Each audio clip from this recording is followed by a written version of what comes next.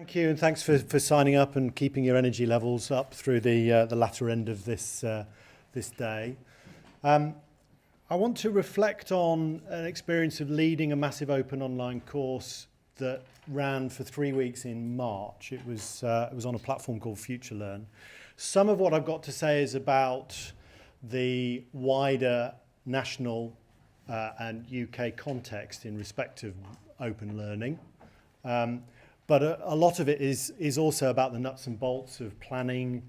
I wanted to show you some of the content, and then I wanted to open up and see, even if you're not in the slightest bit interested in running a MOOC, what might their transferable issues be in respect of open online learning. And my background is as a theatre and performance academic. So one of the key things, as I'll hopefully identify in some of the slides for me, is there any space in an entirely online environment to engage in what you might call embodied learning? And you can imagine how that comes across in some training contexts that I mix in, particularly conservatoire training.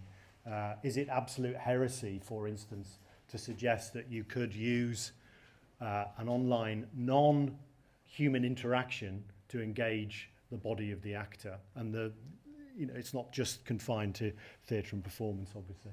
So this was the front page of the MOOC. That's the platform of FutureLearn. So just a quick sense check, if I may. Who's heard of MOOCs? So that's nearly all of you. Anybody done a MOOC? Yeah, we're down to about maybe a third, possibly a half. Anybody led a MOOC? Oh, well, that puts me in a reasonably good position then. Anybody planning to lead a MOOC? Yeah, at least one, two. Yeah. Any sense of what the platform might be? Would it be a user-generated one, or one of the larger platforms, or no idea yet? No. We'd like to do FutureLearn, but whether we can get an invite or not. I was saying over lunch, there's a mystique about these platforms and how you gain access to them. Coursera, similarly. I hear that you need the Vice Chancellor needs a phone call from somebody high up in Coursera. Otherwise, there's no deal to be done.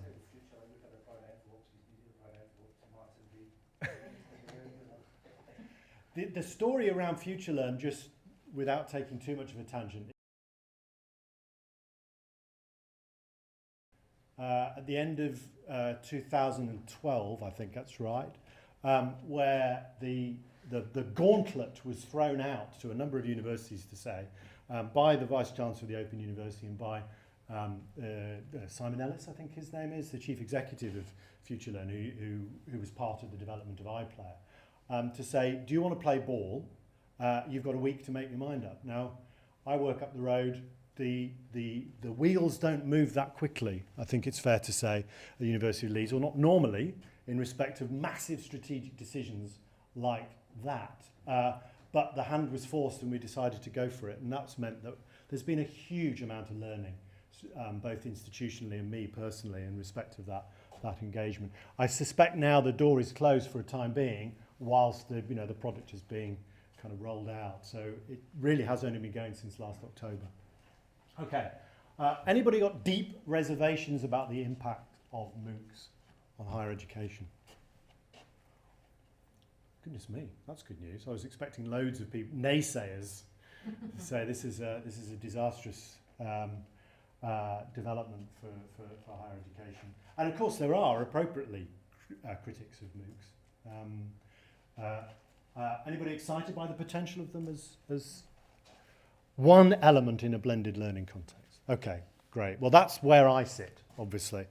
And that's why I wanted to say something about my background being in theatre and performance, that I don't see this development in any way in isolation, as it has in some of the more right-wing press speculations about MOOCs, that we're moving into an entirely online environment, and that the role of the pedagogue and the lecturer and the professor is under massive threat. I don't sit in that camp at all.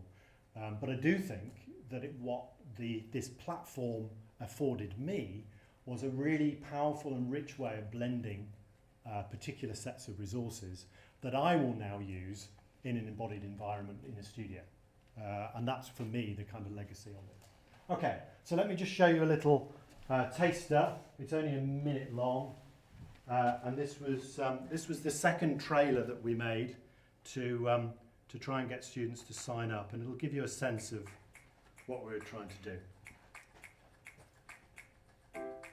Hello, I'm Jonathan Pitches. I'm going to be your lead tutor on this course, an introduction to physical actor training. If you want to engage in the practical exercises of this course, you'll need 4 simple things. You'll need a stick, 1 metre in length, 2 centimetres wide. You'll need a ball, just a simple tennis ball. You'll need some sturdy trainers and some comfortable clothes to work in. Every one of these exercises racks up in complexity, so you start just with the hand and then you move to the elbow and then you might balance it on your foot. You might even extend it to your chin and your nose. And of course that's, I guess, a relationship to circus and all of those influences that Meyerhold was drawing on. I'm a passionate devotee of Meyerhold's work. I'm really interested in how his work connects to the 21st century as well as the 20th century, so that's a strong component. Most importantly for me is to what extent can you engage in these practical ideas in an online environment. No one's saying that this is going to be a disciplined training. Nevertheless, you need to get these principles into your body to understand them. And I'm really interested to see how well we achieve that aim. Okay, so quite clear from that you've got to take a particular kind of strategy to mobilise those online resources into the body of the students who took this MOOC, and that's what I want to reflect on a bit. So a little stuff on context, as I said, some around design and production with some context examples, and then as I said in the title of the piece, really just to reflect on what's gained here and what are the losses. And the way I've asked myself that question, which may or may not be relevant to you, is what is gained in respect of what would otherwise be an embodied experience and what's lost in what was otherwise be an embodied experience. So it's a kind of theatre and performance focused analysis of the costs and the benefits, but we can certainly unpack that more widely if we have the chance. So I think this development of MOOCs, in a number of other associated things that are happening in education. And you'll be as familiar with many of these as I am. The first, and I'll say something about this in a moment in the slide, is actual recognition from the Department of Business, Innovation and Skills that digital literacy needs to be developed. And I'll give you some evidence about where that comes from. But the second, and we've been hearing this all day, is the expectation that secondary school students are bringing, digitally literate cohorts are bringing into tertiary education. We know this as we face students every day. So I think there's been a massive disconnect actually between those two sectors and that the whole skill set that many, but not all, many students bring into that environment and the whole set of anticipations which is brought into that to the tertiary environment is kind of being wasted or being lost. I say that my own institution has just invested an enormous amount in a multimedia repository system with lecture capture in all the general rooms and personal capture on all of our desktops. That's been a completely significant shift in respect of Leeds thinking about that. So we're kind of beginning to catch up, but I think we've still got quite a long way to go. The other one, and I won't reflect on this much here, but I have done in other areas, is the growth of online visual documentation. I did a slide when I was presenting here in Australia on this material in Australia a couple of weeks ago on how-to training videos on YouTube. It's part now of a learning culture is finding out things from YouTube.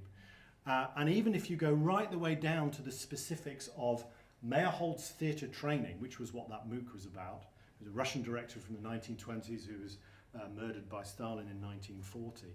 Even if you go right the way down to the specifics of biomechanics as it was taught in 1920, there's almost 4,000 digital assets teaching you how to do biomechanics. And you work your way up, there are 27 million or so how to do videos. So it's part of our culture now, our visual culture. And of course that's affecting how people learn. I'm not going to reflect on £9,000 fees here, but clearly that is playing it's in the mix. And the other one I think is the development of open access. Now I'm a researcher mainly as well as a teacher, and I've been particularly interested to see how the developments, particularly in the UK, around the Finch report in respect of open access, are affecting us more generally. How are we considering where we keep our resources, what we do with them, how we own them and how we distribute them? And obviously there's a strong now policy position from the UK government that if it's publicly funded, it needs to be there, available for free. So that the BIS report I was mentioning was called The Maturing of the MOOC. And they say these two things, that there will be massive disruption caused by MOOCs, right the way across the domains of higher education. Also around commercial CPD, which is interesting, continuing professional development. And there will be opportunities to both gain and lose positioning. And this is clearly what's been exercising my institution. Where will we sit in that next kind of battle? Now there's a whole set of other questions that sit outside of that, but that's the findings of that report. And then there were some recommendations. First, to move forward with accreditation, and that's happening already. The QAA have come out with a statement about how do we accredit these online courses, to what extent can we ensure quality assurance. And we're debating that at the moment. I sit on the Future Learn committee in Leeds, and it's not an easy question, because you can't apply the familiar quality assurance procedures that we've been living with for many years in higher education institutions to this kind of much more dynamic, fluid situation in respect of MOOCs. What else there? And to acknowledge MOOCs as representing a significant shift to digital education. So these are things to chew on. So we put together a blended learning strategy. Antonio, one of my colleagues, was very involved in that. We worked right the way across the university to agree on some fundamental principles about what we meant by blended learning. And slowly, importantly, we reduced that document down to about 2 pages. It started at about 20. So we're pretty sure now what we think about blended learning and how it fits. And beyond that, we've also developed a whole set of committee structures, as you'd imagine, and a digital learning team has been put in place. And we identified YouTube, iTunes U, Durham and lecture capture as being the key areas where we were going to be developing and disseminating our assets. And we kind of think of them in this order. This is one of the head of digital learning's slides, Neil Morris. So we have our own contained materials within our VLE, as you'd imagine, and we have an app as well. But then all of these places where we're actually beginning to engage an external audience. And FutureLearn is kind of somewhere between the two. So although it's an entirely external channel, we would hope that students would be using the resources that are in there. In fact, and I'll share this with you, it was built on the basis of a level 2 module that I've been teaching for a number of years around performer training and have written a book around it. I don't think one of my students did the FutureLearn MOOC. 4,000 did across the world from 91 countries, but I don't think one of my students did it. So that's something that I need to chew on and think about, particularly as it will be rerun next year. What a waste. A network of 91 countries, people with cognate interests in performer training, right the way, engaging in the highest level of commentary about that material. There was a given international conference that lasted for 3 weeks for free, but they didn't take it. So there's some interesting things there as well. The reason this is perhaps helpful as well is that in the repurposing, and I'll say some of this right at the back end, in the repurposing of the MOOC, we clearly need to find some space where it is all that resource that we've invested has a space to live beyond the 3 weeks that FutureLearn allow it to be out there. And that will be in iTunes U in the main, but there'll be chunks in YouTube as well. Okay, so what did we do to plan and design it? What I wanted to do was think about this as a research exercise, which was my natural inclination. And I was aware that in the field that I work in the discipline and philosophy of performer training, there is an emerging sense of understanding how traditional actor training regimes are being transformed by digital technology. This was a book that Mark Evans, Professor of Theatre Training at Coventry, wrote 5 years ago. He asked this question, how will the world that's informed by contemporary discourses of the virtual affect the training of actors? Now, he asked that question 5 years ago, and I still don't think it's being addressed or answered in any way, other than, anecdotally, profoundly. That's how it's going to affect traditional actor training programs. I know that as far away as South Korea, there's a form of vocal training called pansori, and you'd kind of think that that's one of the most vertical, traditional forms of performer training, and yet that is absolutely in a mix of digital input. So it's going to happen, and it is happening. And I wanted to answer that question, or begin to answer that question, with the MOOC. So I did this. I devised a 3-week course, which was heavily theoretical, and I'll show you one of the videos if we have time. Heavily theoretical in the first week, starting with really big picture stuff about history itself. How do you understand history, and theatre history particularly, and working right the way down to the fundamentals of how biomechanics, this form of actor training that I was interested in, works. And then we moved to practice. And this was what I really wanted to be working through. In short video tutorials, I was teaching the exercises that I was taught by a Russian master in the mid-90s. And I'll show you a couple of those. You saw them in the trailer as well. There are stick exercises, there are ball exercises, and there are etude exercises. How will that work when people are doing them in their kitchens, in their backyards, in studios in Mexico? I've got a video from one of the students who engaged with the MOOC. So it was entirely based on practice in the second week. And of course I was waking up in the middle of the night thinking someone's going to break their nose on one of the sticks. Everyone's going to just resist this entirely and not want to engage because, as I say, it might be viewed as heresy. Or that they'll say, "Where's the tutor? Where's the tutor? You can't do this on your own." All of those are fundamentally good questions, but in fact they weren't asked, and they weren't a problem in respect to the course. And then at the end of that week, I asked them to film themselves, photograph themselves, or write about themselves. They had 3 forms of documentation that they could use, and upload it to the platform to show their learning. And that was a really kind of scary moment between week 2 and 3 about would anybody take up that challenge. And I felt, well, everybody shares their learning on YouTube now. There must be a whole sector of the MOOC where people will engage with that perfectly naturally and just think, where's the upload space?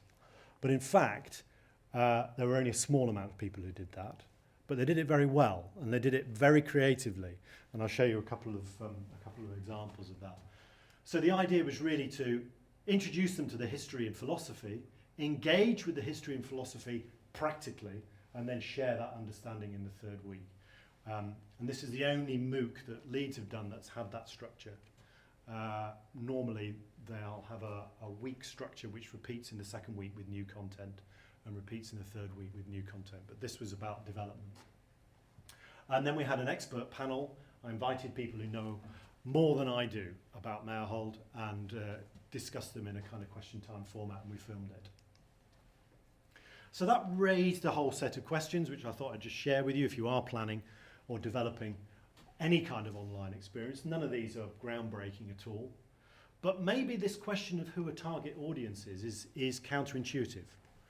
Massive open online courses. If you know about the Duke one, famously ran, 227,000 students were on that MOOC. Very famous, another good example down south, an institution down south had 30,000 students on a FutureLearn MOOC, but only 3,000 students actually started the MOOC. Started the course itself. So they were registered, but they didn't even do one step on the platform. So actually, a lot of these massive courses are in fact quite niche. And I was absolutely clear that that would be true for my MOOC. There can't be that many people in the world who are interested in Russian actor training and buying a stick and ball in order to do it. And there weren't, as I said, confidentially within these four walls, there were about 4,000 students on it. But I really targeted the marketing and worked very carefully with the marketing department to make sure that we were getting the people who were really interested in doing it, so that they didn't leave once they'd registered, and they did know what they were going to get when they started. So in fact, I think this whole notion of massive is highly misleading.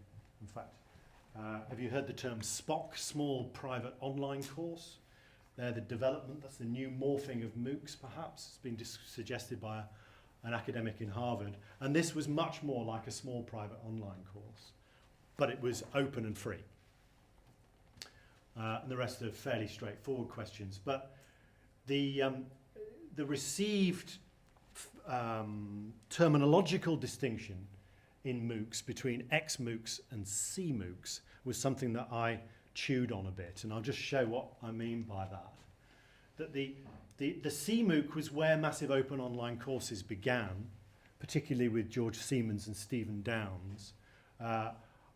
Very anarchic, driven by the students themselves, often creating their own learning teams, really strong sense of facilitation in the teaching rather than drill and grill.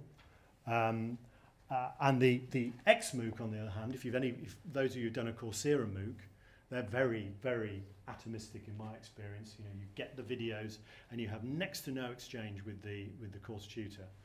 Mine was somewhere here, I think.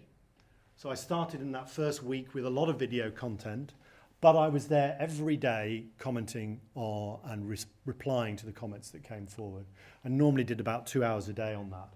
And it felt like being in an international conference for 3 weeks. The quality of commentary and the range of perspectives was incredibly high. But one of the questions is, what kind of pedagogical design would you want? Do you want the kind of drill and grill or something that's a bit more interactive? And then we went through this quite elaborate process of production, which began, and for me, with very, very carefully crafted scripts, right the way through to the publishing. And I'll show you one or two of the videos that we produced. But this process of scripting, from my own experience as a teacher, was really, really powerful. I knew that I couldn't go beyond 5 minutes, and yet I had an awful lot to say.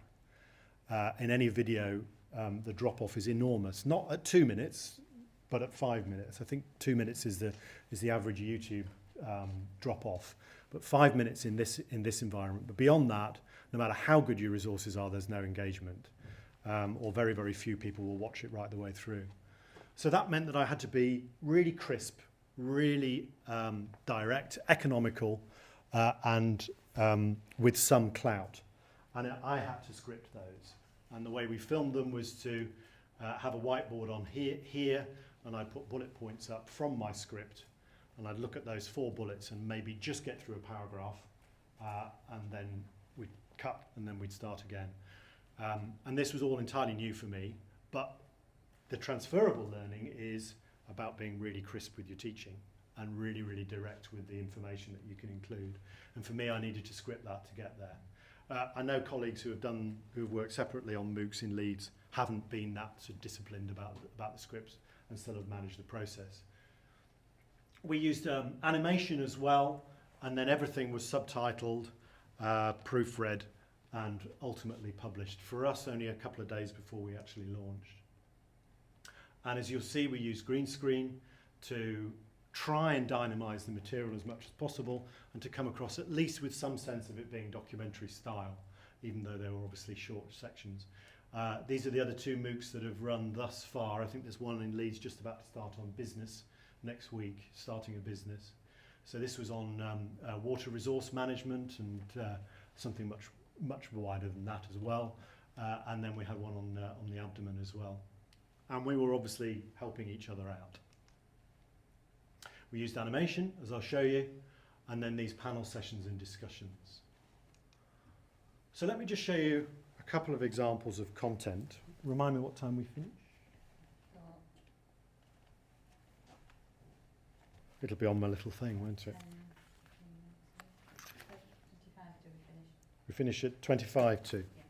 Okay, so I do want to be able to open up things. So I'll just show you a few examples, and maybe not all of the material. This was one of the first videos in the first week, sketching the landscape. It's often said that the 20th century saw the rise and rise of the theatre director, and that's certainly true. But it also saw the rise and development of the theatre trainer, of the acting practitioner. And these developments spread all across the world, but particularly in Europe. I'd like to introduce you to some of those developments for two reasons. To be able to put Meyerhold's ideas into a wider context, and secondly, for you to see how those ideas both complemented and at times contradicted other developments in actor training history. So let's first consider why actor training expanded so considerably in the 20th century. It's a complex question, but I can identify three key reasons. The first is the relationship of training to the theatre director, and many directors were also theatre trainers. The second is the 20th century fascination with systems and the development of wide-ranging thinking around phenomena. And the third is the popularity of training publications and of training documentation, which in itself led to further influences. So to look at the role of the theatre director, once it had become recognised as a formalised 120 years attempting to do so. One of the most famous examples of that is, of course, Stanislavski's An Actor Prepares, which was first published in 1936. That was read and reread by practitioners and theatre directors all over the world. These important written sources and other documentation, such as stills and moving pictures, took training out of the studio for the first time, and it was disseminated across countries and across borders. Some of those training ideas were understood, some of them clearly weren't, and that's led to some fascinating debates in the last 100 years. So you get the idea. Each one of those videos would have ended with some kind of question, and then that opened up a forum. And sometimes we'd have as many as 1,000 comments on that forum that people were wanting to engage with. We also used animation. I won't show you all of this, but this was something which particularly interested me. In this activity, we'll be focusing on one of the 5 classical etudes passed down by Nikolai Kustov via Alexei Levinsky and Gennady Bogdanov.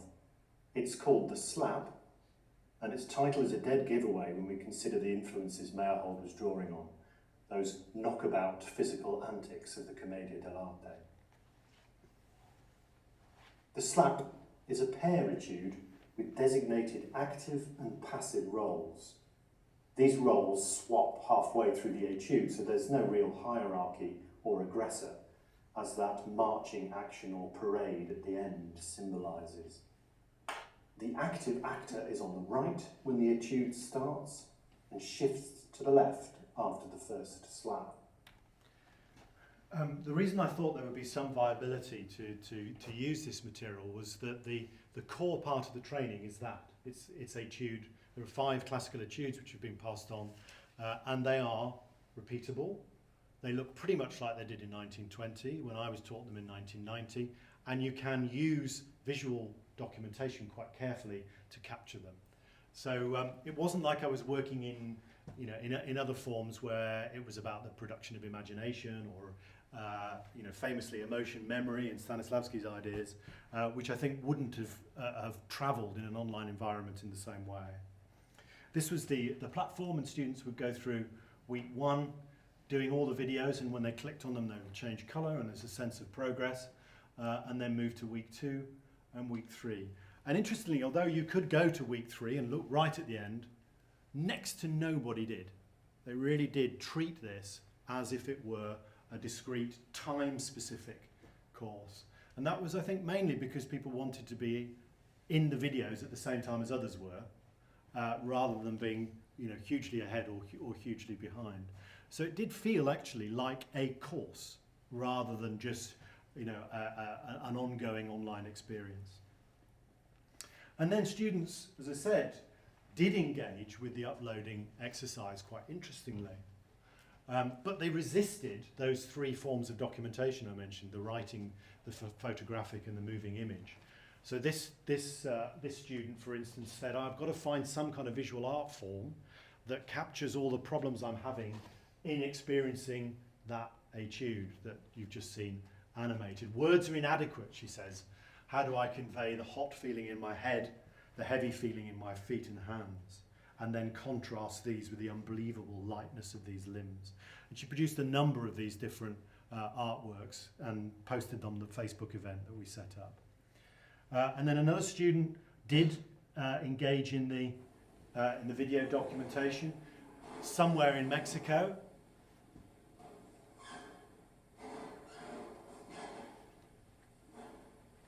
And that's all I asked them to do, those 3 actions. And that became really, really quite exciting for me, that a form so clearly prescribed in a Russian context in 1922 could be taught in an embodied way right the way through to 2014, and then disseminated in this way right the way across the world with those kinds of responses. Obviously, there are some problems with that. So just to come to the losses and gains, and then I'll stop. Oh, sorry, I was going to change everything to yellow rather than the green because you couldn't see it, but I thought I'd just focus on not all of these. The main thing that people raised in focus group work that I did afterwards was obviously this is an ensemble form. I'm supposed to learn it in the studio with others. I'm learning it on my own in my kitchen. What am I losing?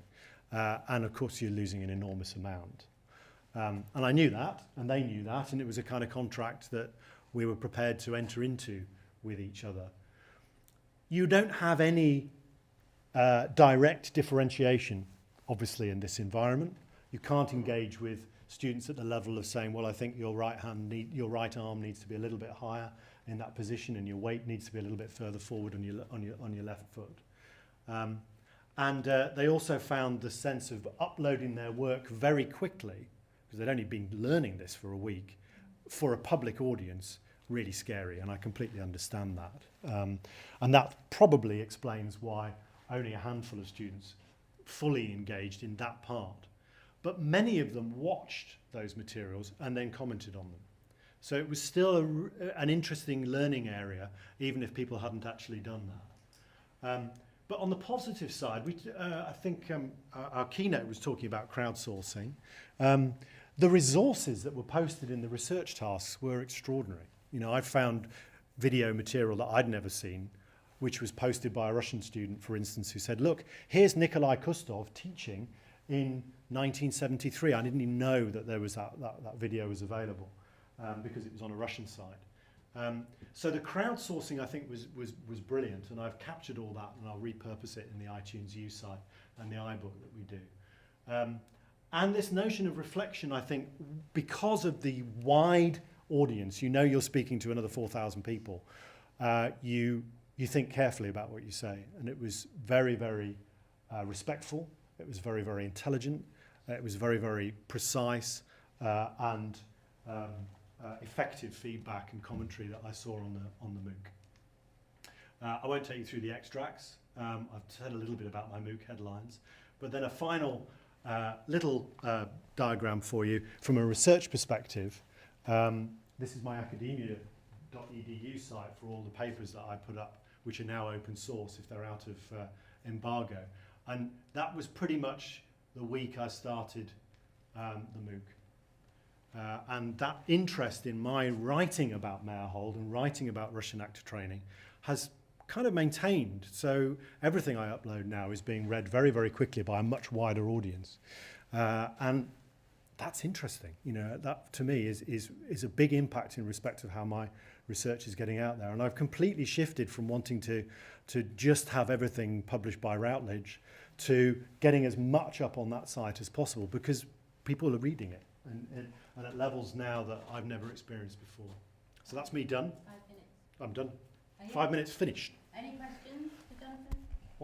Wasn't quite the 30 minutes I'd intended, slightly longer, but yeah. How long did it take to create the videos then? 'Cause it looked very professional. And They did take a long time, but there was a team working on it, so the infrastructure was really, you know, there was a filmmaker, an animator, a learning technologist, and a manager of that team, and they all engaged quite closely with the filmmaking.